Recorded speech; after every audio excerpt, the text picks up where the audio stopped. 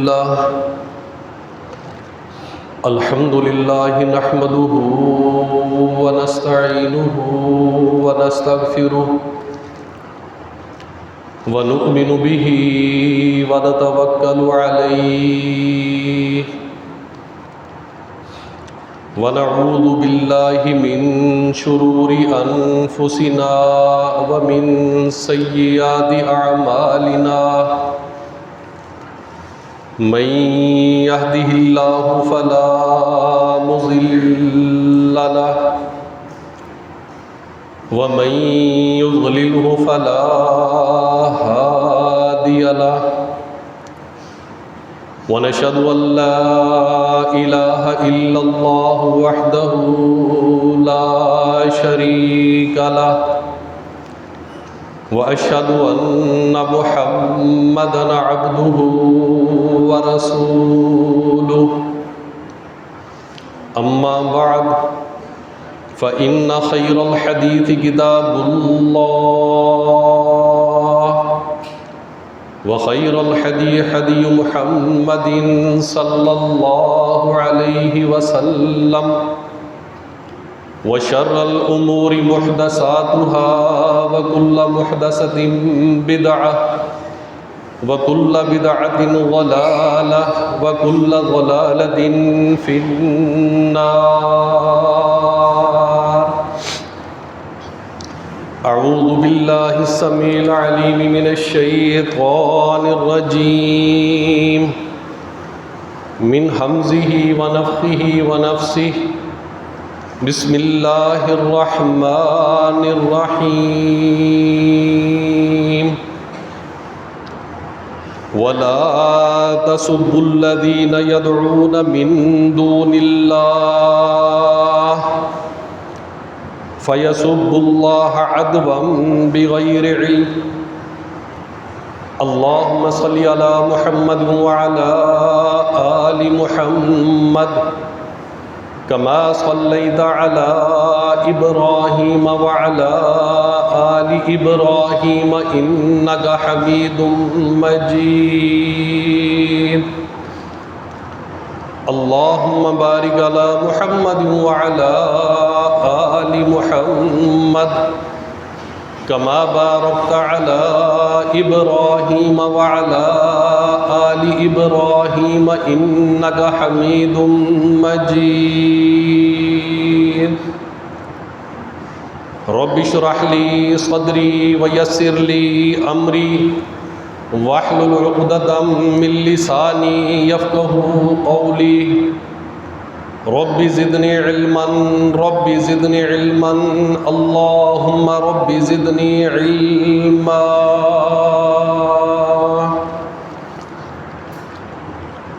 تمام تعریفات،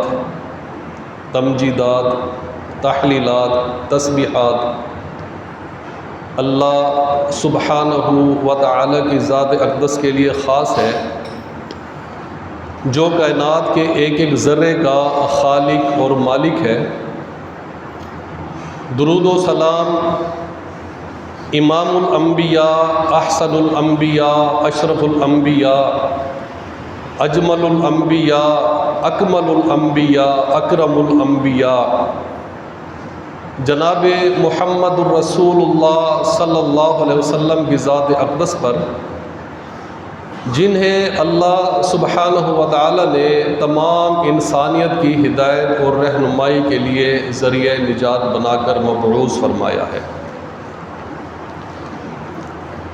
انتہائی قابل احترام دوستوں اور بزرگوں، آج کے اس پرفتن دور کے اندر اصلاح معاشرہ کے اوپر گفتگو کرنا، اس کو جہاد تصور کیا جاتا ہے، کیونکہ آج کا معاشرہ اس قدر دیوالیہ ہو چکا ہے کہ اس معاشرے کے اندر اخلاقیات نام کی کوئی چیز باقی نہیں رہ گئی۔ اس دیوالیہ پن کی ایک جھلک گالی ہے، جو آج کے معاشرے میں کسی وبا کی طرح پھیل چکی ہے۔ گالی بد زبانی اور بد کلامی کی شرمناک اور بیہودہ عمل ہے جس میں آج مسلمانوں کی اکثریت ملوث ہو چکی ہے۔ کتاب و سنت کے مطالعے سے یہ بات معلوم ہوتی ہے کہ قیامت کے دن لوگوں کی اکثریت بد زبانی، بد کلامی اور گالی کی وجہ سے جہنم میں داخل کی جائے گی۔ صحیح مسلم کی حدیث نمبر 6579 میں جناب سیدنا ابو ہریرہ رضی اللہ تعالی عنہ بیان کرتے ہیں کہ اللہ کے نبی صلی اللہ علیہ وسلم نے صحابہ سے سوال کیا۔ صحابہ سے پوچھا، کیا تم اس بات کو جانتے ہو کہ مفلس کون ہوتا ہے؟ صحابہ نے عرض کی، اے اللہ کے نبی صلی اللہ علیہ وسلم، ہمارے خیال میں مفلس وہ ہوتا ہے کہ جس کے پاس دینار اور درہم نہ ہو، جس کے پاس مال و زر نہ ہو، جس کے پاس دولت نہ ہو، جس کے پاس سونا اور چاندی نہ ہو۔ اللہ کے نبی صلی اللہ علیہ وسلم نے صحابہ کی اس بات کو سماعت فرمایا اور پھر ارشاد فرمایا کہ اے میرے صحابہ کی جماعت، میری امت کا جو مفلس ہے وہ شخص نہیں کہ جس کے پاس درہم اور دینار نہ ہو، جس کے پاس مال اور دولت نہ ہو، جس کے پاس سونا اور چاندی نہ ہو۔ آپ نے فرمایا کہ میری امت کا مفلس، کلاش اور غریب شخص وہ ہے کہ جو قیامت کے دن اللہ سبحانہ و تعالیٰ کی بارگاہ کے اندر اس حال کے اندر پیش ہوگا کہ اس نے اللہ سبحانہ و تعالیٰ کے تمام حقوق کو کامل ادا کیا ہوگا۔ اس کی نمازیں پوری ہوں گی، اس کے روزے پورے ہوں گے، اس کی زکوٰۃ کی ادائیگی مکمل ہوگی، اور حج اور عمرے کی سعادتیں اس کے پاس ہوں گی، اور زکوٰۃ اور خیرات کی برکتیں وہ لے کر حاضر ہوگا۔ لیکن جب اللہ سبحانہ و تعالی حقوق العباد کے حوالے سے اللہ سبحانہ و تعالی جب وہ حساب کو شروع کریں گے تو آپ صلی اللہ علیہ وسلم نے ارشاد فرمایا کہ حقوق العباد کے حوالے سے اس کے نامہ اعمال کے اندر 5 چیزیں ایسی ہوں گی کہ جو اس شخص کو کلاش اور مفلس بنا کر واصل جہنم کر دیں گی۔ اللہ کے نبی صلی اللہ علیہ وسلم نے ان 5 چیزوں میں سے جو سب سے پہلی چیز کا نام ارشاد فرمایا وہ گالی ہے۔ ہر شخص، آج یہ شخص اللہ کے حضور حاضر ہوا ہے اور اس کے پاس نمازیں، روزے، حج، زکوٰۃ اور تمام نیکیاں اس کے کھاتے کے اندر موجود ہیں، اور اسی دوران ایک لوگ اللہ کے حضور جمع ہوں گے اور عرض کریں گے کہ اے رب کریم، اس شخص نے دنیا میں رہتے ہوئے ہمیں گالیاں دی تھی، اس نے ہمارے ساتھ بد زبانی کی تھی اور بد کلامی کی تھی۔ اللہ سبحانہ و تعالی فرشتوں کو حکم دیں گے کہ اے فرشتوں، اس شخص کو بھی لے کر آؤ، اور جس شخص کو اس نے دنیا کے اندر گالیاں دی تھی، جس شخص کے ساتھ بد زبانی اور بد کلامی کی تھی، ان سب لوگوں کو میرے حضور پیش کرو۔ اللہ سبحانہ و تعالیٰ کے حکم سے پھر ان تمام متاثرین کو جنہوں نے اس دنیا میں اس شخص سے جو گالیاں کہی تھی، اللہ سبحانہ و تعالیٰ اس شخص کے نیک اعمال کو لے کر، اس کی نمازوں کو لے کر، اس کے روزوں کو لے کر، اس کی زکوٰۃوں کو لے کر، اس کے حج اور عمروں کو لے کر، اس کی صدقات اور خیرات کو لے کر اللہ سبحانہ و تعالیٰ ان لوگوں کے اندر تقسیم فرما دیں گے۔ اب فرشتے عرض کریں گے کہ اے رب کریم، یہ جو بندہ آپ کے حضور پیش ہوا تھا اور اس کے پاس بڑی نیکیاں تھیں، اس نے اے اللہ آپ کے حقوق مکمل ادا کیے تھے، اے رب کریم اس وقت یہ شخص کلاش ہو چکا ہے، یہ شخص مفلس ہو چکا ہے، اب اس کے پاس نیکیاں نہیں ہیں۔ تو اللہ سبحانہ و تعالیٰ فرشتوں کو حکم کریں گے کہ اے میرے فرشتوں، اب ان لوگوں کے گناہ لے کر اس بد نصیب کے کھاتے میں ڈال دو۔ اب ان سب لوگوں کے گناہوں کو اکٹھا کیا جائے گا، اور یہ شخص جو بڑا نیک تھا، بڑا نمازی تھا، روزے دار تھا، اب یہ کلاش ہو کر اللہ کے حضور کھڑا ہوا ہے، اور سارے لوگوں کے گناہ اس کے کھاتے کے اندر ڈالے جا رہے ہیں۔ تو پھر آپ صلی اللہ علیہ وسلم نے فرمایا کہ اس شخص کو پکڑ کر اوندھے منہ جہنم کے اندر ڈال دیا جائے گا۔ آج مسلمانوں کے اندر گالی ایک رواج بن چکا ہے، ایک دوسرے کو گالی دینا، اس کو ہمارے مسلمان برائی ہی نہیں سمجھتے۔ آپس کے اندر ایک دوستانہ ہے اور معاملات جیسے چلتے ہیں، اور ایسی وہ ایک دوسرے کو گالیاں دیتے ہیں کہ انسان پریشان ہو جاتا ہے۔ ہم نے بھی سنا ہے، آپ لوگوں کے بھی علم میں ہے کہ بعض لوگ ایسی گالیاں دیتے ہیں کہ وہ اپنی ماں کا اور اپنی بہن کا نام لے لے کر ایسی شرمناک گالیاں نکالتے ہیں کہ ایک شریف آدمی، ایک سلیم الفطرت آدمی جب ان لوگوں کی اس بد زبانی اور بد کلامی کو سنتا ہے تو وہ انتہائی ذہنی کرب کے اندر مبتلا ہو جاتا ہے۔ اور جب کوئی شخص ان کی اصلاح کے لیے انہیں کہے کہ بھائی کوئی حدیث سنا دے کہ میرے بھائی، میرے دوست اپنی اصلاح کرو، گالی نکالنا اللہ اور اللہ کے نبی صلی اللہ علیہ وسلم کو انتہائی ناپسند ہے، اور اللہ اس کے رسول صلی اللہ علیہ وسلم نے اس کو منع فرمایا ہے، تو اس کا جواب اکثر و بیشتر یہی ملتا ہے کہ یار ہم آپس میں دوست ہیں، ہماری دوستی ہے یار، ہمارا تو یہ روزمرہ کا معمول ہے۔ انا للہ و انا الیہ راجعون۔ صحیح بخاری کی حدیث نمبر 34 میں سیدنا عبداللہ بن عمر رضی اللہ تعالی عنہ اس بات کو بیان فرماتے ہیں کہ اللہ کے نبی صلی اللہ علیہ وسلم نے ارشاد فرمایا کہ جس شخص کے اندر 4 علامتیں موجود ہوں گی تو وہ شخص پکا اور خالص منافق ہے۔ مکہ کے اندر جب سورت المنافقون اتری تو اللہ تعالیٰ توفیق دے کہ آپ اس کا مطالعہ کریں، تو یہ جو لفظ ہے نا منافق، تو اس کی آپ کو سمجھ آ جائے گی کہ منافق کس کو کہتے ہیں۔ مختصر بتا دوں کہ منافق اس شخص کو کہتے ہیں کہ جس کے دل کے اندر کچھ اور ہو اور زبان پر کچھ اور ہو۔ کیونکہ آپ صلی اللہ علیہ وسلم کے زمانے میں جو منافقین تھے انہوں نے بظاہر اسلام کو قبول کیا تھا، لیکن ان کے دل کے اندر اسلام نہیں تھا۔ اور منافق وہ شخص ہوتا ہے کہ جس کے دل کے اندر آپ کے لیے دشمنی ہو اور زبان کے اوپر دوستی ہو، اس شخص کو منافق کہتے ہیں۔ اور جو شخص ایک دوسرے کو گالیاں بکتے ہیں، چاہے ان کی آپس کے اندر بڑی دوستی ہے، بڑا مذاق ہے، تو اللہ کے نبی صلی اللہ علیہ وسلم اس حدیث کے اندر فرما رہے ہیں کہ وہ شخص منافقت کی ایک شاخ کے اوپر بیٹھا ہوا ہے۔ آپ صلی اللہ علیہ وسلم نے فرمایا کہ جس شخص کے اندر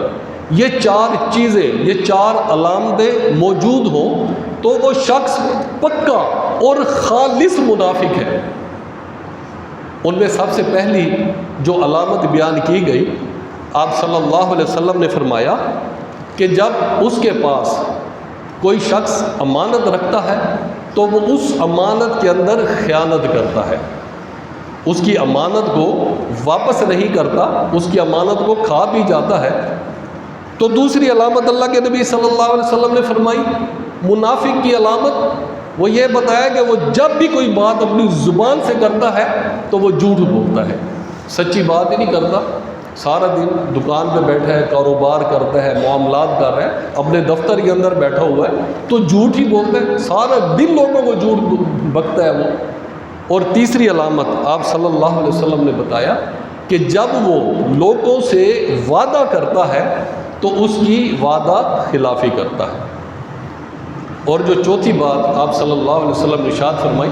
ہمارے موضوع کے متعلق، آپ صلی اللہ علیہ وسلم نے فرمایا کہ جب اس کا کسی شخص کے ساتھ اختلاف ہو جائے یا جھگڑا ہو جائے تو فوراً بد زبانی، بد کلامی اور گالم گلوچ پر اتر آتا ہے۔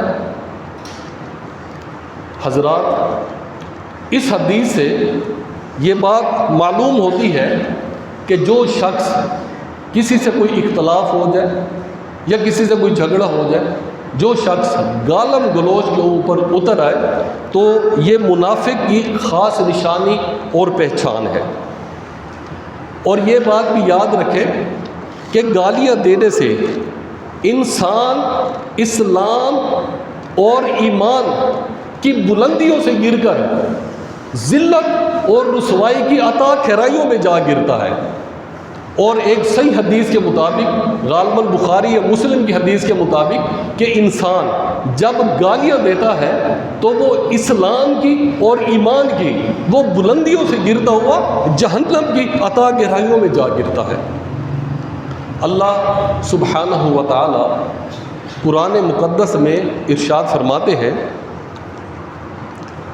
وَلَا تَسُبُّوا الَّذِينَ يَدْعُونَ مِن دُونِ اللَّهِ۔ یہ حکم اللہ تعالیٰ مسلمانوں کو دے رہے ہیں، مسلمانوں کو کہہ رہے ہیں وَلَا تَسُبُّوا الَّذِينَ يَدْعُونَ مِن دُونِ اللَّهِ، کہ تم ان لوگوں کو گالیاں مت دو کہ جو لوگ اللہ کو چھوڑ کر غیروں کی عبادت کرتے ہیں۔ تم لوگ ان لوگوں کو بھی گالیاں نہ دو اور جن کی وہ عبادت کرتے ہیں، وہ مٹی کے بت ہیں، وہ پتھر کے بت ہیں، یا وہ چونے کے بت ہیں۔ فرمایا کہ تم ان کے بتوں کو بھی گالی نہ دو۔ فَيَسُبُّ اللَّهَ عَدْوًا بِغَيْرِ عِلْمٍ، اگر تم ان کے بتوں کو گالی دو گے تو پھر وہ جہلیت کی انتہا کو پہنچتے ہوئے پھر وہ تمہارے رب کے بارے میں بد زبانی اور بد کلامی کریں گے۔ امام قتادہ رحمۃ اللہ علیہ اس آیت کی تفسیر میں فرماتے ہیں کہ مسلمان کفار کے بتوں کو گالیاں دیا کرتے تھے۔ ایک زمانہ تھا، ایک وقت تھا جب ابھی احکام اللہ سبحانہ و تعالیٰ نے نازل نہیں فرمائے تھے، تو فرماتے ہیں کہ مسلمان کفار کے بتوں کو گالیاں دیا کرتے تھے، کیونکہ وہ اس بات کو سمجھتے تھے کہ کفار انتہائی بے وقوف قسم کے لوگ ہیں، کہ ان کے سامنے اللہ کے نبی صلی اللہ علیہ وسلم موجود ہیں اور اللہ کے نبی صلی اللہ علیہ وسلم انہیں توحید کی دعوت دے رہے، پھر یہ بتوں کی عبادت کرتے ہیں۔ تو اس لیے صحابہ غصے کے اندر آ کر بتوں کو گالیاں دیا کرتے تھے۔ تو اللہ سبحانہ و تعالیٰ نے اس آیت کے اندر مسلمانوں کو اس بات سے منع کر دیا کہ تم کفار کو اور کفار کے بتوں کو، مشرکین کو اور ان کے معبودوں کو تم گالی مت دو۔ اور ایسے ہی امام زجاج رحمۃ اللہ علیہ نے بھی اسی بات کو ہی بیان فرمایا ہے۔ وہ کہتے ہیں کہ اس آیت کے اندر اللہ سبحانہ و تعالیٰ نے رسول اللہ صلی اللہ علیہ وسلم کے ساتھیوں کو اس بات سے منع کر دیا ہے کہ تم کفار کو، مشرکین کو اور ان کے معبودوں کو گالیاں دینے سے رک جاؤ۔ تفسیر طبری جلد نمبر 7 صفحہ نمبر 309 میں سیدنا عبداللہ بن عباس رضی اللہ تعالی عنہما ارشاد فرماتے ہیں کہ کفار مکہ اللہ کے نبی صلی اللہ علیہ وسلم کی خدمت اقدس میں حاضر ہوئے اور آ کر عرض کرتے ہیں کہ اے محمد صلی اللہ علیہ وسلم، آپ اپنے ساتھیوں کو روک لیجئے کہ یہ ہمارے معبودوں کو گالیاں مت دیں۔ اگر تمہارے ساتھی اب ہمارے معبودوں کو گالی دیں گے تو پھر ہم تمہارے رب کو گالی دیں گے۔ اللہ کے نبی صلی اللہ علیہ وسلم کے لیے یہ بات بہت بڑی بھاری بات تھی، تو آپ صلی اللہ علیہ وسلم نے فوراً صحابہ کو ارشاد فرمایا کہ اپنی زبانوں کو بند کر دو، اگر تم ان کے بارے میں کوئی بات کرو گے تو یہ ہمارے رب کائنات کے بارے میں یہ غلط بات کریں گے۔ سلسلہ صحیح احادیث میں سیدنا ابو ہریرہ رضی اللہ تعالیٰ عنہ بیان کرتے ہیں کہ اللہ کے نبی صلی اللہ علیہ وسلم نے ارشاد فرمایا، یہ پچھلی آیت کے اندر اور احادیث کے اندر یہ بیان کیا گیا ہے کہ تم کفار کو اور ان کے معبودوں کو گالی نہ دو۔ سید ابو ہریرہ رضی اللہ تعالیٰ عنہ کی اس حدیث کے اندر جو بات ذکر کی گئی ہے، اور ہمارے اندر کچھ لوگوں کا یہ مزاج ہے کہ وہ بات کے اوپر شیطان کو بھی گالی دیتے ہیں۔ آپ صلی اللہ علیہ وسلم نے فرمایا کہ تم شیطان کو بھی گالی نہ دو،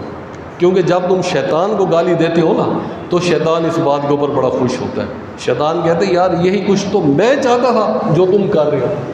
بلکہ فرمایا ہے کہ تم، آپ صلی اللہ علیہ وسلم فرمایا کہ تم جب بھی ہو تو اللہ سبحانہ و تعالیٰ سے شیطان کے شر سے پناہ مانگا کرو کہ اے اللہ ہمیں اس شیطان کے شر سے محفوظ فرما۔ ہر حدیث انتہائی اہم ہے۔ اب یہ جو حدیث میں آپ کے سامنے بیان کر رہا ہوں یہ بھی بہت اہم ہے۔ سیدنا عیاض بن حمار رضی اللہ تعالیٰ عنہ اللہ کے نبی صلی اللہ علیہ وسلم کی خدمت میں حاضر ہوتے ہیں اور عرض کرتے ہیں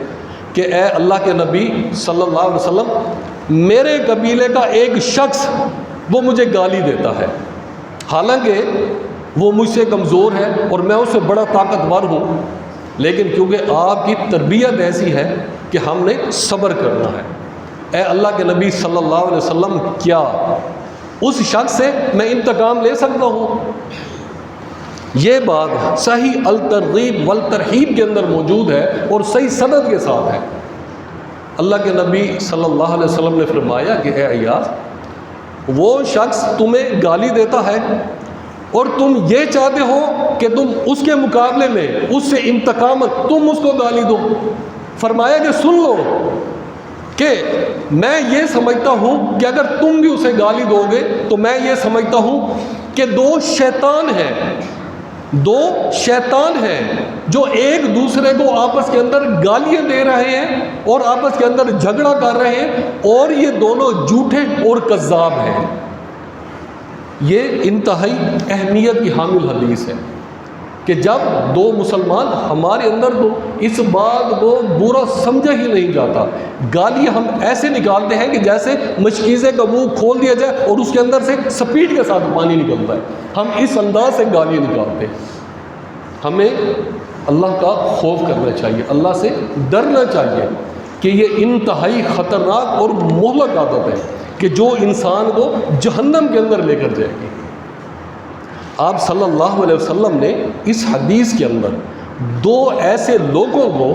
جو آپس کے اندر گالیاں نکالتے، فرمایا کہ یہ دونوں شیطان ہیں، یہ دونوں جھوٹے اور کذاب ہیں۔ اور سنن ابی داؤد کے اندر سیدنا جابر بن سلیم، آپ یہ دیکھیں صحابہ کا طرز عمل دیکھیں، ہم تو ماشاءاللہ اتنا سن جاتے ہیں، پورا قرآن سن جاتے ہیں، ہزاروں حدیثیں سن جاتے ہیں، لیکن ہمارے کان پر جوں تک نہیں رنگتی۔ سیدنا جابر بن سلیم رضی اللہ تعالیٰ عنہ عرض کرتے ہیں کہ اے اللہ کے نبی صلی اللہ علیہ وسلم، مجھے کوئی نصیحت فرما دیجئے۔ آپ صلی اللہ علیہ وسلم نے فرمایا کہ اے جابر، اپنی زبان کو گالی سے روک کے رکھو، میری بس یہی نصیحت ہے۔ اور سیدنا جابر بن سلیم رضی اللہ تعالیٰ عنہ بیان کرتے ہیں کہ اس کے بعد میں نے پوری زندگی کسی کو گالی نہیں دی، حتیٰ کہ کسی جانور کو بھی میں نے اس کے بعد کوئی گالی نہیں دی۔ حضرت حسن بصری رحمۃ اللہ علیہ کے حوالے سے ایک واقعہ آتا ہے سیرت کی کتابوں میں، وہ فرماتے ہیں کہ ایک شخص نے حضرت حسن بصری رحمۃ اللہ علیہ ان کو گالی دے دی۔ حسن بصری رحمۃ اللہ علیہ بازار گئے، وہاں سے کھجوروں کا ٹوکرا لیا، ٹوکرا لے کر اس گھر کے اندر گئے۔ جب اس شخص سے ملے تو وہ دیکھ کر بڑا حیران رہ گیا، کہتے حسن بصری خیریت سے تو آئے ہوں؟ اس نے کہا، حسن بصری رحمۃ اللہ فرمانے لگے کہ میں اپنے محسن سے ملنے کے لیے آیا ہوں۔ اب وہ شخص پریشان، کہتے یار میں نے ان کے بارے میں غلط لفظ استعمال کیے، میں نے انہیں گالی دی اور یہ میرے گھر کھجوروں کا ٹوکرا لے کر آ گئے۔ حضرت حسن بصری رحمۃ اللہ فرمانے لگے کہ میں اپنے محسن سے ملنے آیا ہوں۔ تو وہ شخص کہنے لگا کہ میں نے آپ کی بات کو سمجھا نہیں ہے۔ کہتے دیکھو بات بڑی آسان سی ہے، کہ تم نے مجھے گالی دی اور تم نے اپنی نیکیاں ساری اٹھا کر میرے نام اعمال میں اس کو درج کرا دیا، تو اس لیے میں نے سمجھا کہ میں آپ کے لیے ایک تحفہ لے جاؤں اور آپ کا منہ میٹھا کرو۔ بس آخری بات، ہماری جماعت کے بہت بڑے عالم دین ہیں، شیخ الوظائف فضیلت الشیخ حافظ عبد المنان راسخ حافظہ اللہ، انہوں نے اپنی کتاب کے اندر اسی گالی کے حوالے سے میں گفتگو کر رہا ہوں اور اسی گالی کے حوالے سے یہ موضوع میں بتا رہا ہوں آپ کو، انہوں نے اخلاقیات اور حقوق العباد کے حوالے سے ایک بات کو لکھا ہے۔ وہ کہتے ہیں کہ اس دنیا کے اندر جو سب سے بدترین شخص ہے وہ مشرک ہے، کیونکہ وہ اللہ سبحانہ و تعالیٰ کا در چھوڑ کر غیروں کے در پہ جاتا ہے، اپنی امیدیں اللہ سے توڑ کر غیروں کے ساتھ لگاتا ہے، غیروں کو مشکل کشا اور حاجت روا سمجھتا ہے۔ اور ایسے ہی اخلاقیات اور حقوق العباد کے اندر بدترین شخص وہ ہے کہ جس کی زبان آوارہ ہے، کہ جس کی زبان خرافات بکتی ہے، جس کی زبان کے شر سے لوگ انتہائی پریشان ہیں۔ فرمایا کہ یہ اس دنیا کا، یہ اس کائنات کا بدترین شخص ہے۔ حضرات، اللہ کے نبی صلی اللہ علیہ وسلم نے گالی کو انتہائی مہلک اور خطرناک قرار دیا ہے، اور مسلمانوں کو اس بات سے منع کیا ہے کہ تم اپنی زبان کو گالی سے روک کر رکھو۔ بحیثیت مسلمان ہمارا یہ فرض ہے، ہم پر یہ لازم ہے کہ ہم اپنی زبان کو گالی سے روک کر رکھیں۔ گالی نکالنے والا، آپس کے اندر گالی نکالنے والے دونوں شیطان ہیں، دونوں جھوٹے ہیں، دونوں کذاب ہیں، اور دونوں کے لیے اللہ کے نبی صلی اللہ علیہ وسلم، میں نے صرف ایک حدیث بیان کی ہے، کیونکہ وقت ہمارا اتنا ہوتا ہے کہ ہم صرف ایک دو حدیثیں بیان کر سکتے اس وقت کے اندر، وگرنہ اس موضوع کے اندر اتنی حدیثیں ہیں کہ اگر بندہ سنے تو وہ سن کر پریشان ہو جائے کہ یار گالی نکالنے کے اوپر اللہ کے نبی صلی اللہ علیہ وسلم کی اتنی وعیدیں ہیں۔ اللہ سبحانہ و تعالیٰ سے ہم یہ دعا کرتے ہیں کہ اے رب کائنات، ہماری زبانوں کی حفاظت فرما۔ اللہ ہمیں اس بات سے اللہ روک دے کہ ہم اپنی زبان کے اوپر گالی لے کر آئیں، ہم کسی کے ساتھ بد زبانی کریں یا بد کلامی کریں۔ اللہ سبحانہ و تعالی ہمیں کتاب و سنت کو سمجھنے کی اور اس پر عمل کرنے کی توفیق عطا فرمائے۔ وآخر دعوانا ان الحمد للہ رب العالمین۔